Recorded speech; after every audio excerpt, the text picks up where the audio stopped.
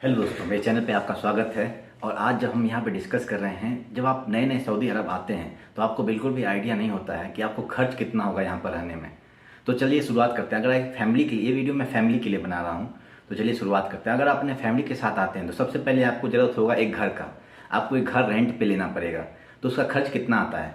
तो मैं तकरीबन यहाँ पे 3-4 साल से रह रहा हूँ सऊदी अरब में, और मेरा पहले घर का जो किराया था वो 8,000 रियाल पर ईयर का था।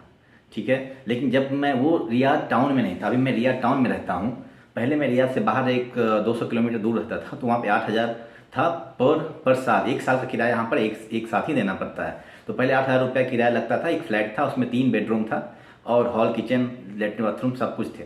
तो एक ऐसा जो घर होता है जो main town, capital town Riyadh से थोड़ा दूर था, 200 किलोमीटर, उसका इतना पैसा लगता था। अब मैं रियाद सिटी में रहता हूँ, तो यहाँ पे कॉस्ट ज़्यादा है। इसमें जब मैं अभी मैं नए घर में शिफ्ट हुआ, उससे पहले मैं जिस घर में रहता था उसका किराया 20,000 था सालाना, 20,000 रियाल सालाना।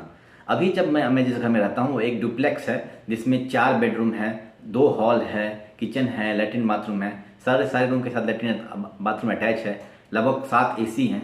इसका किराया 40,000 रियाल पर ईयर है। और आपको यहाँ पे जो किराया है 6 महीने में या साल में एक बार ही देना पड़ता है। या तो 6 महीने का दे दीजिए, यानी कि अगर 40,000 आपका किराया है तो आप 20,000 रुपया एक साथ दे दीजिए, या तो आप पूरा साल का एक साथ 40,000 रुपया दे दीजिए। तो ये आप पे निर्भर करता है कि आप सालाना देना चाहते हैं या 6 महीने में देना चाहते हैं। ये आप नेगोशिएशन कर सकते हैं अपने, जहाँ से यहाँ पे मकतब होता है जहाँ से आपको घर लेना पड़ेगा। आप मकतब में जाएंगे, वहाँ पे हाउस ओनर अपना घर रेंट के लिए देते हैं, वो आपको एग्रीमेंट करेंगे और आपको घर दे देंगे। आपको 6 महीने का किराया या साल भर का किराया लेंगे।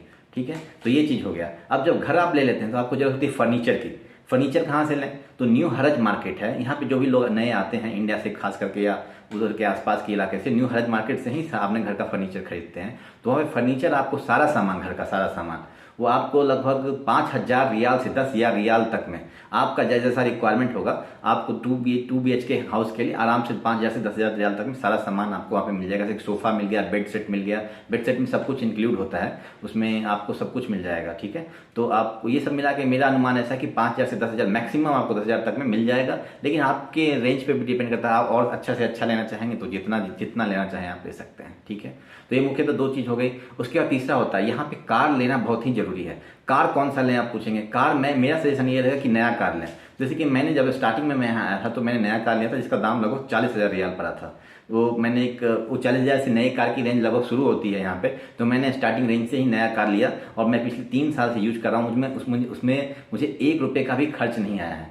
लेकिन बहुत सारे लोग यहाँ पे सेकंड हैंड कार लेना भी प्रेफर करते हैं। तो सेकंड हैंड कार जो है आपको 15,000 रियाल के आसपास से मिलना शुरू हो जाता है। ठीक है, तो आपको, मुझे उम्मीद है कि ये जानकारी मिल गई कि आपको आने के साथ ही कितना खर्च हो जाएगा। तो एक्सपेंसेस में मुख्यतः 2 तरह का एक्सपेंसेस होता है, फिक्स्ड एक्सपेंसेस और वेरिएबल एक्सपेंसेस। तो मैं फिक्स्ड एक्सपेंसेस की तरफ जाता हूँ। जैसे कि अभी मैं हाउस रेंट कितना दे रहा हूँ, जो मेरा जो टाउन जिस घर में मैं अभी रह रहा हूँ वो एक डुप्लेक्स है, जैसे कि मैंने बताया आपको। तो इसका रेंट लगभग 40,000 रियाल के आसपास है सालाना। ठीक है, हाउस रेंट आप देखिए, जिसमें पिछले घर में रहता था वो 2 BH अपार्टमेंट था, उसका मुझे 20,000 रियाल लगता था। लेकिन अब हम लोग डुप्लेक्स घर में मूव हो गए हैं तो इसका 40,000 रियाल लगता है। इसके अलावा क्या क्या खर्च आते हैं? इंटरनेट आप लगाएंगे, घर में आएंगे तो इंटरनेट तो चाहिए आपको। इंटरनेट का खर्च आपको आएगा 270 रियाल। ब्रॉडबैंड का जो हम लोग लेते हैं 100 MBPS का स्पीड अनलिमिटेड, 270 रियाल मंथली उसका STC का है, वो 270 रियाल उसका आता है बिल। ठीक है, इसके आप मोबाइल फ़ोन तो यूज करेंगे तो एवरेज पकड़ के चलिए कि 100 रियाल आपको मोबाइल का बिल आएगा हर मंथ में, एक आदमी का। ठीक है, अब 2 फ़ोन लेते हैं तो यहाँ पे कई सारे ऑफर्स भी आते हैं, एक के साथ एक डेटा सिम फ्री मिलता है, ऐसा कुछ ऑफर आता है, वो आप पता कर सकते हैं। लेकिन यहाँ पे एक आदमी का एक का तो 100 रियाल कम से कम आएगा। कम से कम में 30 रियाल भी आता है, लेकिन मैं आपको अप्रॉक्सीमेट बता, जिसमें सारा सुविधा रहे, फ़ोन और SMS इंटरनेट वगैरह सब कुछ रहे, तो उसका 100 रियाल के आसपास आएगा। ठीक है, इलेक्ट्रिसिटी का रेंट कितना आता है? अब मेरे घर में लगभग 7 AC है, लेकिन मैं 7 AC एक बार तो चलाता नहीं हूँ, यानी कि मैं 2 AC को एक साथ चलाता हूँ। तो मुझे लगभग 2 AC लगभग हमेशा ठंडा हो या गर्म हो, क्योंकि उसमें हीटर भी रहता है तो वो चलता ही रहता है। तो मुझे जो रेंज आता है, मैं आपको रेंज बता सकता हूँ कि 100 रियाल से 400 450 रियाल मंथली उसका बिल आता है, मेरा जो इलेक्ट्रिसिटी का बिल आता है। ठीक है, उसके बाद आपको गाड़ी में पेट्रोल डलवाना पड़ेगा। पेट्रोल का कितना खर्च आता है? मेरा ऑफिस मेरे घर से 15 किलोमीटर अप एंड डाउन का डेली का काम है, तो 15 किलोमीटर के लिए मुझे 100 रियाल, मैक्सिमम 100 रियाल का मंथली मेरा एक्सपेंसेस है। ठीक है, 100 रियाल का पेट्रोल मुझे लगता है। ठीक है, इसके अलावा वाटर, जब मैं पिछले घर में था तो वहाँ पे 500 रियाल सालाना चार्ज किया जाता था वाटर के लिए। इसके अलावा गैस का क्या कॉस्ट है, गैस तो यहाँ पे आप लेंगे ही अगर रहेंगे तो गैस के लिए आपको एक सिलेंडर जो आता है वो 17 रियाल का आता है। अगर आप घर में खाना बनाते हैं तो 2-3 सिलेंडर में मंथली आपका हो जाएगा, तो उस हिसाब से आप कैलकुलेट कर सकते हैं अपना यूजेज के हिसाब से। इसके अलावा पीने का जो पानी है वो आप बाहर से लेकर के आते हैं, ठीक है। तो 14 रियाल में वो मिनरल वाटर का जो बॉक्स होता है 700 ml वाला, जिसमें 30 या 35 बोतल्स होते हैं, वो आपको मिल जाते हैं। वैसा 5-10 या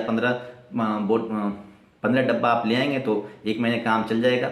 नहीं तो जो आप इंडिया में बड़ी वाली बोतल होती है वो यहाँ पे 7-8 रियाल में मिलती है, वो आप यहाँ पे यूज कर सकते हैं। वैसा 5-6 बोतल या 10-15 बोतल भी ले आएंगे 7 रियाल वाला, तो भी आपका काम चल जाएगा। दोनों तरह के पानी यहाँ पे पीने के लिए यूज किए जाते हैं, ठीक है। ये सारे जो एक्सपेंसेस मैंने बताया वो फिक्स्ड एक्सपेंसेस हैं।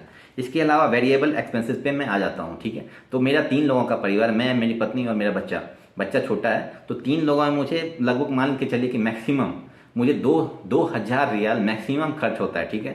एक बार अगर आप शॉपिंग करने जाते हैं, आप शॉपिंग करने के लिए बहुत से शॉपिंग मॉल्स हैं, जैसे पांडा हो गया, लुलु हो गया और बहुत सारे हैं, मैं मतलब कैरफोर हो गया, बहुत सारे शॉपिंग मॉल, कहीं भी जाइए, किसी का नाम मैं आपको सजेस्ट नहीं करता हूँ, इट्स योर चॉइस कि आप कहाँ जाना चाहते हैं, ठीक है। वहाँ से आप शॉपिंग करेंगे, सारा सामान मिल जाता है। इंडिया का, खास करके इंडिया का जितना भी सामान है वो लुलु में मिल जाता है। लुलु एक इंडियन कंपनी, जैसे कि आप जानते ही होंगे, ठीक है। तो लुलु में आपको सारा सामान मिल जाएगा। ग्रोसरी का सारा सामान आपको यहाँ, इंडिया का सारा सामान, आटा मिल जाएगा, चावल मिल जाएगा, घी मिल जाएगा, सब कुछ मिल जाएगा, ठीक है। अब लुलु में सब सारा सामान मिल जाता है, दूसरे जगह भी मिल जाता है। पांडा में, मेरे घर के नज़दीक पांडा है, वहाँ पे जो नज़दीक रहता है, जो सुविधाजनक होता है, मैं उसके वहाँ से जाकर लेता हूँ। तो मेरे घर के नज़दीक में पांडा है, तो वहाँ पे सारा सामान मिल जाता है, ठीक है। अच्छा, मान लीजिए कि आप अगर होटल में खाना खाने जाते हैं तो उसका कितना खर्च आएगा, ठीक है। ये डिपेंड करता है कि आप क्या खाते हैं। यहाँ पे होटल में आपको 100 रियाल से 200 रियाल तक में एक टाइम का, अगर 2 मेंबर का खाना है तो आपको अच्छा से अच्छा खाना मिल जाएगा मैक्सिमम 200 रियाल में।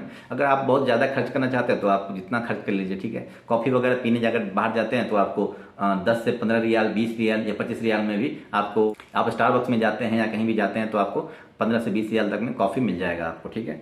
इसके वगैरह इस वेरिएबल में हेयर कटिंग वगैरह का खर्चा आता है थोड़ा बहुत, जैसे कि आपको 10 रियाल में हेयर कटिंग होता है और शेविंग वगैरह के लिए 10 रियाल का, यानी कि 20 रियाल में हेयर कटिंग, शेविंग वगैरह सब कुछ हो जाता है आपका, ठीक है। तो ये सारा जो एक्सपेंसेस था मैंने आपको बता दिया है। अगर फिर भी आपको कुछ डाउट हो तो आप मुझसे कमेंट सेक्शन में पूछ सकते हैं। ये टोटल एक्सपेंसेस है, आपको पहले स्टार्टिंग में घर बसाने के लिए कितना खर्च लगेगा और मंथली कितना खर्च आएगा।